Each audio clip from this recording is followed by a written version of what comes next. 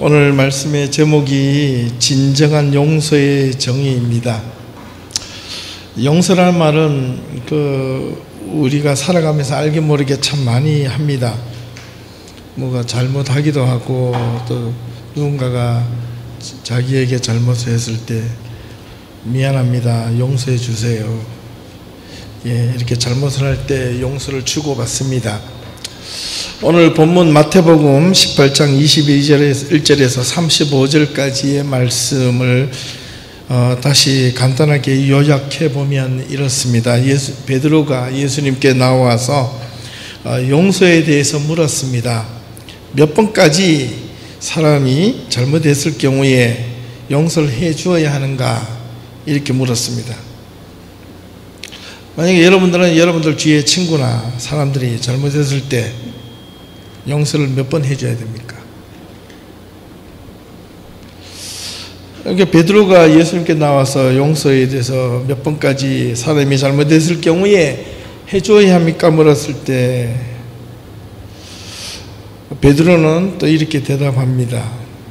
한 7번 정도 하면 될까요? 이렇게 이야기했습니다. 그러자 예수님께서는 7번 뿐만 아니라 70번씩 7번까지라도 용서를 해주라, 이렇게 말씀하셨습니다. 얼핏 보면 혹자는 용서는 무조건적으로 용서하는 말로 들려질 수 있습니다. 이 말씀은 본래 의미는 무조건적인 용서나 아무렇게 용서를 해주라는 말이 아닙니다. 예수님께서 말씀하신 이 용서의 진정한 의미는 그렇지 않습니다. 먼저 우리가 이 베드로가 왜 7번 용서를 해주면 됩니까? 이 말의 뜻을 좀 이해할 필요가 있습니다. 당시 유대 문화 속에서 용서는 얼마만큼 해줘야 하는가에 대한 논쟁이 좀 있었습니다. 그래서 랍비 벤시라는 학자가 범죄한 이웃에게는 딱 2번만의 기회, 잘못한 사람에게 2번의 기회를 주고 3번째는 안 된다, 벌을 내려야 된다, 이렇게 이야기했는데, 사실 그 외에 대부분 일반적인 랍비들, 학자들은 이웃의 범죄나 잘못을 저질렀을 때 3번까지는 가능하다, 3번까지는 용서해주고 그 이상은 용서해주지 말고 체벌하든지 벌을 내릴 수 있다, 이렇게 가르쳤습니다. 그 이유는 성경 아모스 1장과 2장에 있는 내용을 가지고 근거를 하고 있습니다. 아모스 1장 3절, 6절, 9절, 11절, 13절, 그리고 2장 1절, 4절, 6절에서 이렇게 같은 말을 어떤 한 대상을 놓고 번갈아 가며 사용하고 있습니다. 그 의미를 보면 여호와께서 누구누구의 서너 가지 죄로 인하여 그 벌을 내리지 않겠다, 이렇게. 원래는 3가지. 근데 그 대상이 누구냐면 다메섹, 가사, 두로, 에돔, 암몬, 모압, 유다, 그리고 이스라엘 같은 나라들입니다. 알고 보니까 유다와 이스라엘, 남유다와 북이스라엘, 그리고 그 주변에 있는 전체 지역을 의미합니다. 이 베드로는 이 유대인의 율법을 알고 있었습니다. 그래서 유대인이 일반적인 용서의, 율법적 용서의 개념을 능가하는 그 자신의 어떤 그 관용과 관대함을 자랑이도 하듯, 또 특별히 완전수, 성경에서는 완전수라고 하기도 하고 또 거룩한 숫자라고 하기도 하는 이게 7이라는 숫자를 사용해서 7번 용서를 해주면 어떻겠습니까? 이렇게 제안한 거예요. 그러니까 유대인의 일반적인 어떤 용서의 보다 무려 2배 이상 내가 용서해주면 어떻겠습니까? 이렇게 베드로가 아주 좀 자신있게 제안을 했습니다. 그러자 예수님께서 이렇게 말씀하시죠. 7번이 아니라 70번씩 7번. 그럼 몇 번입니까? 7, 7이 49, 490번. 490번이라도 용서를 해주라, 이 말. 그 말은 이 무한정이에요. 무한대로 용서해 주라는 말인데 우리는 그렇게 이해할 수 있습니다. 그런데 사실은 그게 아닙니다. 그것을 이야기를 말씀하시고 예수님은 그 다음에 천국에 대한 비유를 용서와 관련을 지어서 말씀하십니다. 천국과 용서가 무슨 도대체 상관이 있을까? 있습니다. 무조건적인 용서를 해야지만 천국에 들어가는 것이 결론적으로 말씀드리면 아니라는 겁니다. 그 무엇이냐? 먼저 23절에서 24절 말씀에 예수님께서는 이렇게 비유를 시작합니다. 어떤 임금이 그들의 종과 결산을 하려는데 같은 것이 바로 천국이다, 이렇게 말씀하시며 그 임금에게, 또 주인에게 1만 달란트 빚진 하나의 종, 어떤 사람이 있는데 그 사람을 자기 앞에 데리고 왔습니다. 그 1만 달란트를 갚을 길이 없습니다. 이 1만 달란트 정도 되면, 얼마 정도 되면 뭐 수백억 이상이 되는 돈을 지금 오늘 가치로 환산하면 그렇습니다. 근데 이 종이 갚을 길이 없습니다. 그러나 이 주인의 명에서 네 갚을 길이 없느냐? 그러면 네 몸과 아내와 자식까지 다 팔아서 한번 갚아라. 그런데도 못 갚습니다. 그래서 종이 엎드려 간구합니다. 주인님, 용서해 주십시오. 참아 주십시오. 제가 정말 갚겠습니다. 이렇게 간절하게 용서를 빌고 간청을 하니까 주인이 그 마음을 딱하게 여겨서 종의 간절한 간청이 안쓰러워. 그래, 네가 갚을 수 없지. 너 네 마음에 진심이 있냐? 그래, 그러면 내가 탕감해 줄게. 진심 어린 탕감을 해준 겁니다. 그래서 이 종이 너무 기뻤던 거죠. 평생을 다 갚고 아내와 자식을 다 팔아도 갚을 수 없는 이 빚을 탕감받고 나와서 기뻐 날뛰면서 나오다가 마침 자기에게 이게 100데나리온, 한 데나리온이 하루 일하는 품삯인데 100일치 일을 해봐야 얼마 되겠습니까? 오늘 하루에 돈으로 하면 하루 일당 7만원, 또는 좀 비싸면 10만원, 한 100불 정도 되면 이게 100이면 100일입니다. 그러면 1000만원, 한 10,000불 정도 되는데, 그죠? 근데 1만 달란트는 거의 한 100 빌리언 이상 정도 됩니다. 비교가 안 되죠. 그런데 이 100데나리온 되는 사람을 찾아가서 이렇게 이야기합니다. 보자마자 멱살을 잡습니다. 목을 잡고 이러죠. 목을 잡고, 야 이놈! 너 나한테 빚졌지? 빨리 빚 갚아! 그러니까 이 빚진 자가 이 종이 자기 주인에게 했던 이야기를 똑같이 하는 거예요. 제가 갚겠습니다. 좀 한 번만 기다려 주십시오. 이러니까 이 사람이 그 말을 듣지 않습니다. 아니, 갚겠다고? 웃기지 마. 갚을 때까지 내가 너를 감옥에 쳐넣을 것이다. 감옥에 바로 집어넣어 버렸어요. 그러자 그 모습을 보는 주위의 동료들이 그것을 딱하게 여겨 원래 주인에게 가서 그 행한 일을 다 알리자 주인이 그 종을 다시 불렀습니다. 이렇게 말합니다. 악한 종아, 내가 빌기에 내가 네 빚을 전부 탕감하여 주었거늘 내가 너를 불쌍히 여긴 것 같이 너도 너에게 빚진 내 동료를 불쌍히 여김이 마땅하지 아니하냐? 이렇게 분노해하며 이렇게 말했다는 겁니다. 너도 내 동료를 불쌍히 여기지 않았기 때문에 내가 다시 그 탕감한 것을 다시 되돌려서 빚 갚을 때까지 너를 옥에 가둘 것이다. 그래서 옥에 다시 쳐 넣어버렸습니다. 무엇을 의미할까요? 이 악한 종이 490번을 용서해 주지 않아서 주인이 다시 불러서 감옥에 넣은 겁니까? 아니잖아요. 그럼 예수님은 왜 이런 번씩 7번을 용서하란 말과 왜 이 비유를 들어서 설명하셨을까입니다. 아마 자신은 큰 빚을 탕감받았지만 자신에게 조금 빚진 자를 향해서 용서해 주지 못하는 것은 그 자체가 자신에게 큰 허물과 잘못이라는 거예요.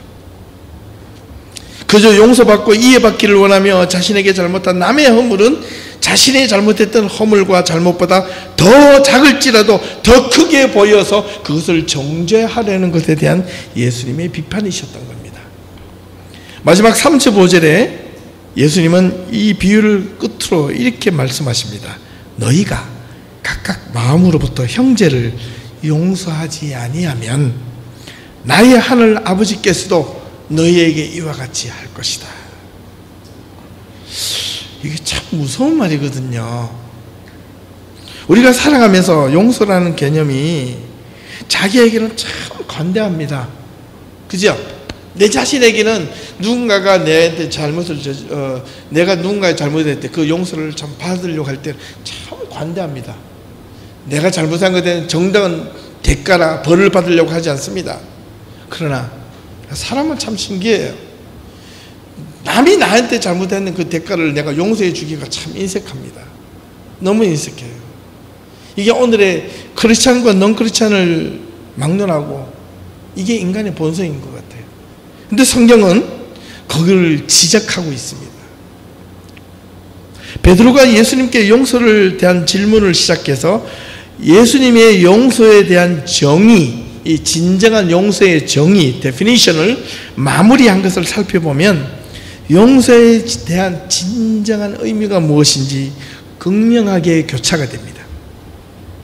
이 베드로의 경우에는 여전히 율법적 근거에 의해서 용서를 해주고 싶었는데, 게다가 베드로 자신이 좀 선심을 써서 7번까지 용서해 주면 되겠느냐라고 했더니 횟수적인, 여기에 넓은 아량이나 마음을 덧입혀서 이게 횟수적인 여기에 포커스를 맞추었다면 예수님의 용서의 의미에는 뭐냐면 한 번을 용서하더라도 진정성을 가지고 하라, 이거였습니다. 숫자에 490은 의미가 없어요. 사실은 한 번을 용서하더라도 진정 있게 용서하고, 한 번을 회개하더라도 가치 있게 회개하라는 겁니다. 하나님 잘못했습니다. 요즘 이게 캐나다 애들을 보면요, 잘못하면 sorry, 길어하다가 푹 다지면 excuse me, I'm sorry. 이게 사람이 싸우다가도요, 너 이게 잘못했잖아, 그러면 애들은 뭐라고 하냐, sorry. 그게 무슨 sorry입니까? 쏘아 붙이는 거지. 진정성이 없어요. 회개는요, 용서는요, 진정성이 있을 때 그 가치가 납니다.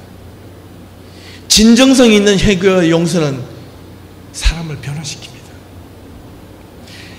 하나님 앞에 나와서 회개하라고 했을 때 그 회개는 진정성이에요. 누군가를 용서해 주려 할 때 내가 저 사람 꼴보기 싫어서 그래 알았어 용서해 줄게, 이게 아니에요. 진정성 있게 한 번을 용서해 주더라도 진정성 있게 용서를 해주라는 것이 원래 예수님의 이 본문의 의도였다는 거예요. 근데 우리는 너무나 많이 무의미하게 정말 그 안에 영혼이 남지 않는 그 말로 용서한다, 쏘아리 할 때마다 쏘가리가 생각이 나요. 정말 우리에게 용서의 의미는 무엇일까? 예수님께서 말씀하신 70번씩 7번 용서해 주는 것이 또 한 번 우리가 기억해야 될 무조건적인 용서도 아니고, 한 번을 용서해도 진정성 있게 용서해 주는 그 의미 속에는 이 악한 종이 다시 그 주인에게 벌을 받게 된 게, 방금 말씀드렸지만 70번씩 7번 용서해 주지 않았기 때문에 횟수적인 용서가 아니었어. 그 한 번 만났을 때에 자기는 자유함을 입고 이제는 탕감받아서 자유함을 입어낸 그 기쁨을 쉐어하고 나누고 함께 공유해야 되는데, 자기는 자유를 얻었으니까 다른 사람한테는 이제 그 자유가 상대방을 향하여 무엇이 되는가? 족쇄가 된 겁니다. 무게가 된 겁니다. 주인은 자신을 한 번 용서해 주는 그 진정성, 그 1만 달란트의 그 한 번의 용서가 그 사람을 자유시켰는데, 자유함을 입었던 그 종이 자기에게 100달란트 받진 자에게 그것까지는 너무 쉽게 용서해 줄 수 있어야 되는데, 나도 자유함을 입었거늘 어찌 내가 너를 향하여 용서해 주지 않겠느냐라고 했더라면 어떻겠습니까? 그러나 그 한 번에 용서해 주지 않음이 자기가 받았던 놀라운 그 은총의 용서가 사라져버리게 된 거예요. 우리가 살면서요, 여러분 알게 모르게 이런 경험을 합니다. 여러분, 한 번의 용서가 여러분의 인생을 바꿀 수가 있습니다.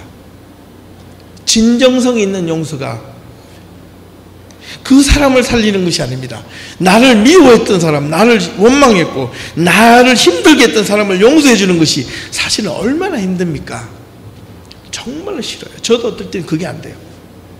믿었던 사람으로부터 배신을 당하고 억울함을 당할 때 그를 용서해 준다는 것은요, 자기 몸을 상하는 것보다 이상으로 힘들어요. 괴로워요. 슬퍼요. 내가 받은 만큼 돌려주고 싶어요. 그걸 가지고 우리는 인지상정이라고, 인과응보, 그렇게 하고 싶은 거예요. 그런데 성경은 그렇게 이야기하지 않는 이유가 무엇일까? 이걸 생각해 보면 우리가 살다 보면 크고 잘못을 저지르고 작은 실수도 할 때도 있고 크고 작은 허물을 없는 사람이 한 사람도 없습니다. 그때마다 사람에게는 두 가지 반응을 보이는데, 하나는 잘못이나 실수나 허물이 크든 작든 간에 그것이 일어났을 때, 내가 저질렀을 때 그것을 내어놓고 용서를 진정으로 비는 자가 있는 반면, 그냥 쏘아리 이게 아니고 정말로 미안합니다, 죄송합니다, 용서해 주십시오, 진정성을 당해서 비는 자가 있는 반면, 그 용서를 비는 게 자존심이 상해서 마치 큰 부끄러움인 양 자꾸 커버하고 감추려는 사람이 있습니다. 요즘 제 주변에 이런 사람들이 가끔 보게 됩니다. 이게요, 교인이뿐만 아니라 목회자들도 그래요.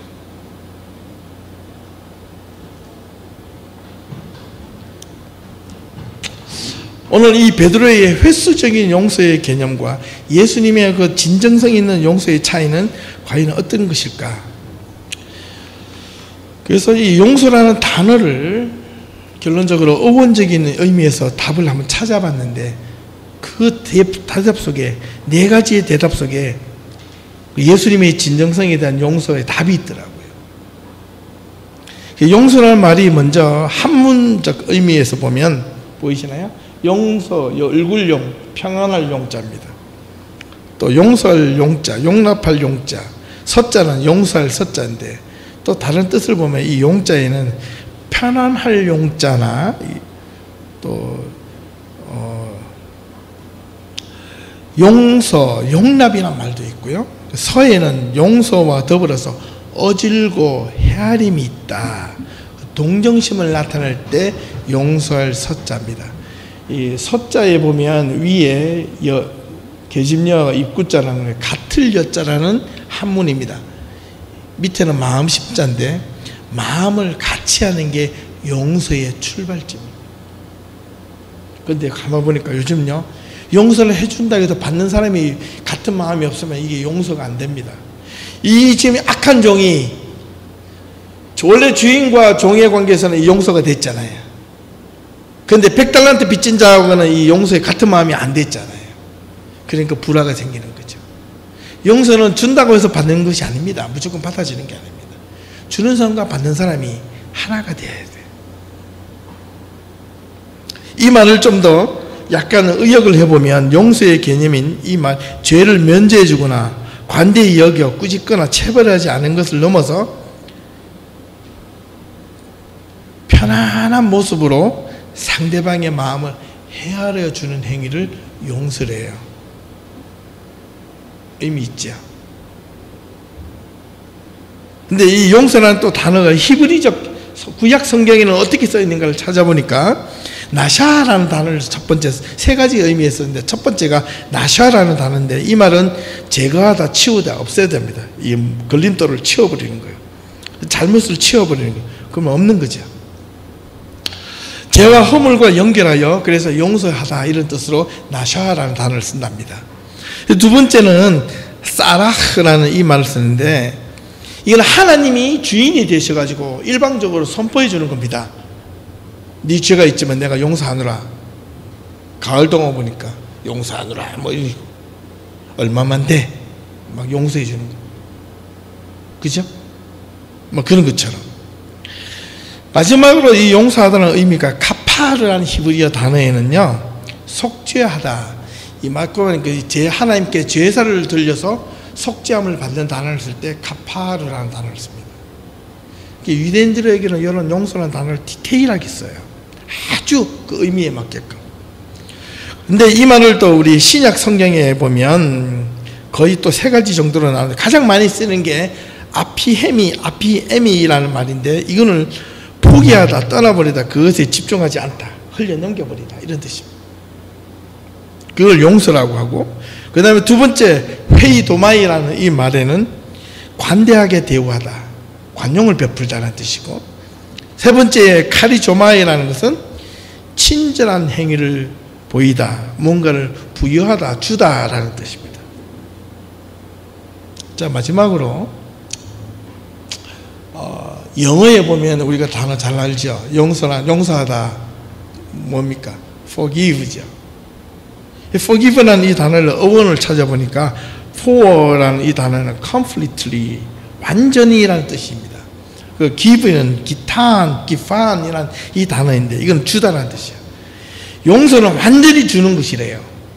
무엇을 완전히 주는가가 중요합니다. 우리말로 우리가 흔히 용서를 할 때 누군가에게 용서를 해 준다라고 그러잖아요. 이 말이 맞는 거예요. 용서를 주고받는 거예요. 그래서 의미 없이 하는 게 아니라 용서는 무언가를 의미를 부여해서 주는 겁니다.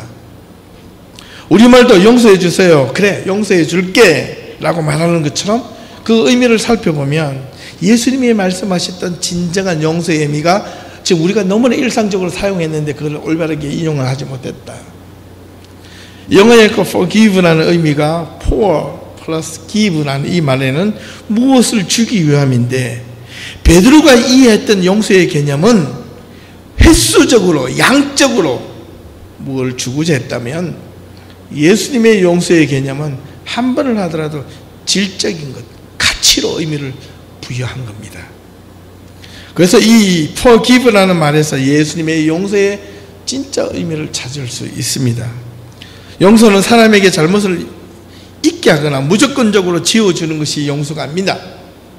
용서의 진짜 의미는 자기가 잘못한 것을 깨닫고 인식하게 하고 회개하고, 그것이 돌이켰을 때 그에 대해서 뭔가 의미를 부여하는데, 그 의미가 무엇이냐? 그 사람에게 용서의 진짜 의미는 부여하는 것은 그 사람에게 새로운 삶에 대한 기회를, 새로운 믿음에 대한 기회를, 그 사람이 이전의 행동이 아닌 새로운 행동에 대한 기회를 부여하는 것이 용서입니다. 그런데 그 용서는 받는 사람에게는 의미가 있는 게 아니라 주는 사람에게도 의미가 있습니다. 주는 사람과 받는 사람 모두가 이 용서를 함으로써 그 깨어진 관계 속에서 새로운 기회를 부여받는 것입니다. 이게 용서입니다. 예수님이 우리를 위하여 십자가에 달려 돌아가신 그 용서의 십자가가 우리에게 새로운 기회를, 새로운 삶을 우리들에게 부여하신 것이 바로 용서의 예수님의 정의였던 겁니다. 사랑하는 예담교회 성도 여러분, 세상 사람들은 용서를 잘 못해요. 해도 겉모습으로 해요. 우리는 그리스도인입니다. 그럼 그리스도인다운 용서가 필요해요. 예수님이 하셨던 용서의 삶이 우리 삶 속에 필요합니다. 저는 이 말씀을 듣고 마음이 참 저 자신부터 많이 회개했습니다.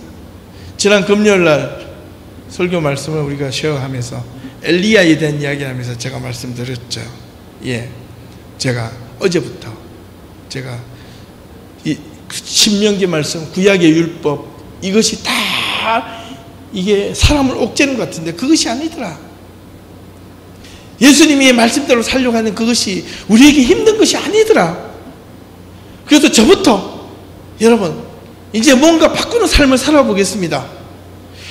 우리 그리스도인들은 이 주일날을 준비하는 마음으로 토요일을 맞이했으면 좋겠다. 저도 설교 준비한다 하루 종일 책상 앞에 앉아서 그게 의미가 있는 것이 아니었다. 그것이 잘못된 게 아니라 그것보다도 더 중요한 것을 또 발견했다. 그러면 내가 바꿔야지. 그래서 바꿨던 게 뭐냐면 제가 어제부터 우리 가족들 다 선포하고 어제 우리 했어요. 아침 10시부터 우리 온 가족이 한 주일 동안 흐트러져 놓았던 그 짐들, 가구들, 책들 다시 제자리에 꼽는 작업을 어제 했습니다. 했는데 이게 다음 주에 여러분들한테 말씀드릴 거예요. 우리 예담교회가 첫 출발이 믿음의 첫 출발이 이거라는 거예요. 어제 집 정리하고 자기 각자의 방에서 이불 정리하고 책상 책꽂이 정리하는데 누가 제일 많이 고생한 줄 아십니까? 접니다. 제가 우리 집 아이들한테 둘이 있지만 제가 제일 많이 흐트러 놓았고 제가 제일 많이 어지럽혔는데 어제 제일 많은 시간이 하다 힘들어가지고 어제 우리 유빈이하고 민정이하고 그 다음에 유진이한테까지 제가 도움을 청했어요. 좀 도와달라고. 문제는요, 애한테 있는 게 아니라 왜 이거 치웠냐 저거 치웠냐가 아니라 저한테 있다는 걸 어제 극명하게 발견했습니다. 문제는 애 보고 잘해라 잘못하는 게 문제가 아니라 엄마가 어지러 놓고 아빠가 다 어지러 놓고 애 보고 치워라 이래. 이러면 안 된다는 것을 제가 깨달았습니다. 애들 보고 이야기했어요. 내가 미안하다. 어제 내가 제일 많이 시간이 걸렸다고. 제일 마지막에 너무 지치니까 민정이 보고 지하에 스터디룸에 바닥을 좀 닦아달라고 내가 부탁까지 했어. 여러분, 문제가 여러분들한테 있는 게 아니라 여담교회 문제는 저한테 있습니다. 우리가 하나님 앞에 새롭게 일어나는 방법은 문제를 발견할 때 그 문제 속에 이건 너의 문제라가 아니라 나의 문제로 내가 용서받아야 되고 내가 새로운 출발의 기회를 삼고자 한다면 그 용서의 의미를 여러분 신앙 안에서 하나님의 말씀 안에서 분명하게 함께 찾을 수 있기를 바랍니다. 이것이 예수 그리스도의 용서의 의미였습니다. 용서는 용서받아야 할 사람에게만 주어지는 것이 아닙니다. 용서를 해주는 사람에게도 똑같이 자기 자신에게 새로운 기회를 부여하는 겁니다. 이 큰 의미가 7번씩 7번이라고 용서해 주라는 말은 이게 횟수가 아니라는 것이었습니다. 예수님의 원래 의도는 네가 490번까지 해보고 안 되면 491번째 벌 줘라 이게 아니고 한 번을 진정성 있게 용서를 해주면 나에게도 기회가 부여받는 거고 그 사람에게도 기회를 주는 거야. 그런 자에게만은 천국에 들어갈 수 있는 힘을 얻는단다. 그래서 용서는요 위대합니다. 너무너무 위대합니다. 모든 것을 제자리로 돌려놓는 힘을 주는 게 용서입니다. 모든 사람에게 다시금 새로운 기회를 주는 것이 용서입니다. 이것이 예수님이 말씀하신 진정한 용서의 데피니션, 정의였습니다. 그러므로 용서가 있는 곳에는 누구든지 어떤 것이든 새롭게 출발할 수 있게 하는 힘을 주고 능력을 줍니다. 여러분 용서받으면 기쁘잖아요. 어릴 때 엄마한테 잘못해가지고 저는 기억이 있습니다. 막 해초리 실컷 맑고 날 때는 막 아파가지고 팔짝팔짝 뛰다가도 다시는 그러지 마 알았지? 그 용서가 선포되는 순간 이럽니다. 정말이에요. 이게 맛있든 힘들고 막 혼날 때는 있는데 하지마 알았지? 그 순간요 내가 자유함을 입어요. 진짜 어릴 때 이러다가 요 기분이 너무 좋아. 예. 잘못한 건 전혀 생각하지 않고 용서받았다는 것에 대해서 너무 기뻐요. 예수님께서 7번씩 7번 용서는 진정성 있는 새 출발의 기회를 주라는 의미로 우리는 받아들여야 한다는 겁니다. 이것이 예수님의 용서의 의미요 예수님이 말씀하신 거기 때문에 오늘 지금부터 우리는 우리 안에 용서를 해주지 못하는 사람이 혹 있는가? 저도 돌아봅니다. 이웃이 있는가? 아니, 이웃은 참 용서를 해주는데 어떤 사람은요 남들에게는 진짜 참 관대한데 자기 자신한테는 용서를 해주지 못하는 사람이 있어요. 자기를 너무 자기 학대, 자기를 미워하는 사람, 자기 환경을 미워하는 사람이 있는데 여러분 자기 자신에게도 용서를 해 주셔야 됩니다. 그래야 진짜 은혜를 받습니다.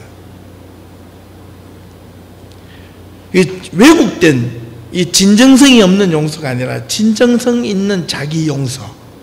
이 용서는 자기 안에 있는 두려움을 자유케 하는 힘을 가집니다. 예수님께서 말씀하신 용서의 힘을 믿으십시오. 예수님께서 말씀하신 용서의 의미를 여러분 가슴에 한번 받아들여 보십시오. 그러면 여러분은 진짜 참된 자유함이 뭔지 알게 될 것입니다. 용서를 하지 않으면 결국 해를 입은 사람이나 해를 주는 사람이나 모두 기회를 잃게 된다는 것 잊지 마시기를 바랍니다. 하나님이 우리에게 주신 용서의 기회를 잃어버리지 마십시다. 다시 회복하는 힘을 용서를 통하여 함께 얻어나가는 믿음의 예담 성도들이길 주님의 이름으로 축원합니다. 기도하겠습니다. 하나님 감사합니다.